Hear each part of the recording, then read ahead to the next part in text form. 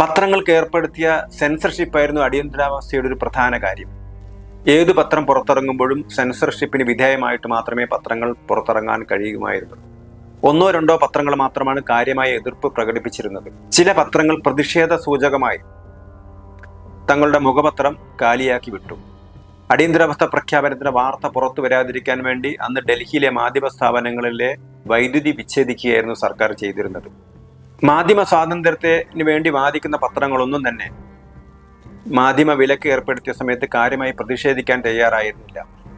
പിന്നീട് വാർത്താവിതരണ പ്രക്ഷേപണ വകുപ്പ് മന്ത്രിയായിരുന്ന LK അഡ്വാനി അടിയന്തരാവസ്ഥയിലെ മാധ്യമങ്ങളുടെ സമീപനത്തെക്കുറിച്ച് പറഞ്ഞത് ഇന്ദിരാഗാന്ധി അവരോട് കുനിയാൻ പറഞ്ഞു, പക്ഷെ അവർ നിലത്തെഴിഞ്ഞു എന്നാണ് പറഞ്ഞിരുന്നത്. സെൻസറിങ് കടുപ്പിക്കാനായി അന്നത്തെ വാർത്താവിതരണ പ്രക്ഷേപണ വകുപ്പ് മന്ത്രിയായിരുന്ന IK ഗുജ്റാളിനെ മാറ്റി ഇന്ദിരാഗാന്ധിയുടെ വിശ്വസ്തനായ വിദ്യാചരൺ ശുക്ലയെ വാർത്താവിതരണ വകുപ്പിന് ചുമതല ഏൽപ്പിക്കുകയായിരുന്നു.